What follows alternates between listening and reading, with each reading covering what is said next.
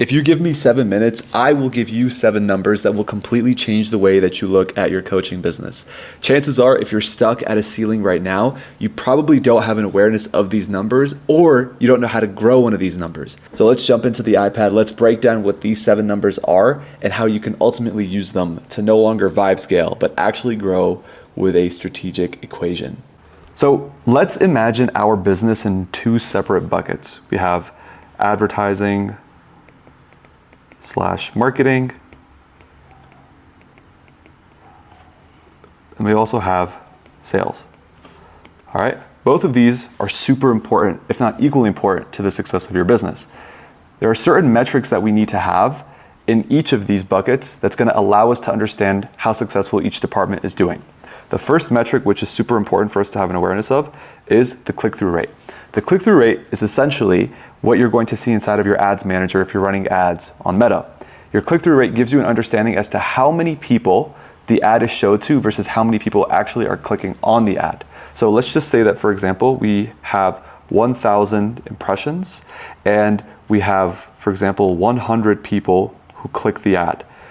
Just want to say, first and foremost, that is a phenomenal click-through rate. Anything above 1 to 2%, which is industry standard, is really good. So this right here would give you a click-through rate of 10%, okay? This right here gives you an indication that your ad that you put together is actually really resonating with your ideal client. Metric number 2, which is really important, and it's going to play off of the click-through rate, is going to be what we call your cost per click. Now, your cost per click essentially measures how many people clicked versus how much money did you spend. So, for example, if you spent $100, okay, and 100 people ended up clicking on the ad, your cost per click would then be about $1. Depending on the industry, this is actually not bad. However, the better your ad creative is, the more likely that your cost per click will end up going down. If you're running, for example, follower ads towards your Instagram profile, a really good follower ad will convert people at under $1, right? I have some of my clients, for example, we're running follower ads and we're converting at 16 cents cost per click. Cost per click, however, isn't just the only indicator that your ad is successful, because sometimes you can be advertising to people who aren't a good fit and they can be clicking on the ad, and that's not really going to matter at the end of the day because you're converting people who aren't going to be a good fit for the program. Cost per click is super important when you are measuring how successful your ad is, but also when you're measuring how good your lead quality is. Metric number 3 that you're going to need to know for your business is going to be what we call cost per lead. Now, there's a big difference between a lead and a client. A lead is someone who is on the pathway to becoming a client, okay? So when we say cost per lead, you're essentially measuring how much it costs for you to make somebody interested in what it is that you're selling. Let's just say, for example, that you are a real estate company and you have a property at 329 Whittier Street, okay? It's a 2-family house and you want to get this house sold. So what do? You put out a local ad. You spend $100 on the local ad, and what happens is you have 50 people who are interested in coming to the open house. Now, how many of those people are actually going to end up buying the house? It's going to be one of them. So in this case, you're spending $100 to acquire 50 leads. So the math would shake out to be your cost per lead is $2. This right here is actually pretty solid, especially when it comes to real estate, because you're selling things that are much higher ticket. Imagine spending only $100 and having 50 people who are interested, but the thing that you're selling is multiple hundreds of thousands of dollars. So cost per lead, depending on the industry, is going to be really, really, really helpful to know, because it's going to be an indicator of how much more you need to spend to get the right people through the door. Metric number 4 that's going to be important for your business is going to be your booking rate. Now, let's just say that, for example, you have a landing page, okay? You spend, let's say, $100 in order to put people to this landing page. For every single person that shows up to the landing page versus how many people are actually booking, that is going to be your booking rate. Okay, so let's just say, for example, you send 200 people to the landing page, all right? Now, of those 200 people, you have 50 of them actually end up booking a call. That would mean that your booking rate is 25%.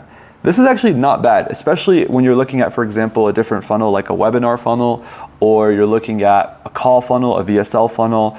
This kind of metric right here will give you an indicator as to how good your actual ad is, or your webinar is, or your funnel is. The higher your booking rate, the more that you are relating to your ideal client, which is a strong indicator that the people that are coming through your funnel are actually qualified. So a booking rate of above 25%, 25 to 40% is like, it's incredible. Anything below that, you need to start optimizing the actual video that you're putting out in order for you to get the right people through the door. The fifth most important number for your business is going to be your show-up rate. Now, just because 25% of people booked in, it doesn't mean that 100% of those 25% are actually gonna show up on the call. So your booking rate is gonna give you an indicator as to how strong your actual back-end marketing is. So for example, after somebody books, do they receive a confirmation page? After someone books, do they receive an email sequence? After someone books, do they receive a text sequence? So your show-up rate, okay, otherwise known as your SUP, right? The higher your show-up rate is, anything above, 60 to 80% is really, really, really good. This is giving you a clear indicator that the people resonate with your offer, they're getting your confirmations, and they actually want to show up to the call. So keep your booking rate high as you can, but keep your show-up rate higher than your booking rate. That is going to be the most ideal thing. The sixth most important metric that you should know for your business is going to be your closing rate. Your closing rate is going to give you an indicator of one of two things. Number one, how many people are actually resonating with this program? And number two, how good is my sales team? Chances are, if you're the business owner at this stage, you're the one that's likely making the sales and you're the one that's closing. However, measuring your closing rate will give you an indicator of what you need to work on. For example, right, let's just say that you book in 30 calls. However, you ended up closing 10 of those calls. So your closing rate is actually pretty decent. A 33% close rate, keeping your closing rate as high as possible will allow you to maximize the amount of money that you make per call. And last but not least, the most important number that you need to know in order to scale your business is what we call your cost per acquisition. Okay? Your cost per acquisition is a clear indicator as to how much it costs you to acquire a client. So let's just use this example. You spent $5,000 on marketing for the month, marketing and advertising, all right? In that $5,000, you actually ended up acquiring 4 clients, okay? Those 4 clients ended up generating you $20,000 of revenue. So each client, on average, is getting you about $5,000.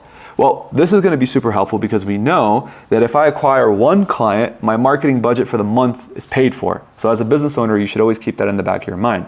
The next thing that we need to know is how much does it cost us to acquire 1 client? Well, it costs us $5,000, which is your marketing budget, divided by the amount of clients you have, which is 4. So your cost per acquisition would actually be $1,250. So you keep in your mind that every $1,250 that I spend as a business owner, I on average should be acquiring 1 client worth $5,000. Now you have a formula that you can use in order for you to actually scale your business. Let's just say that you want to spend $10,000 on marketing. Well, if you spend $10,000 on marketing using this equation, well, what's going to happen is you're now going to generate 8 clients, okay? And you're going to generate, instead of $20,000 of revenue, you're going to generate $40,000 of revenue. So now you know as a business owner, if I want to make more money, all I got to do is just spend a little bit more on marketing. And that is the formula that you need in order to actually grow and scale your business. Congratulations, you now have an understanding of the 7 most essential numbers that you need in order to scale your business. If you found this video helpful, chances are you're gonna wanna like, comment, subscribe, and all that good stuff, but you're also gonna wanna watch this video over here because I think a little birdie told me that it's gonna be super helpful for you.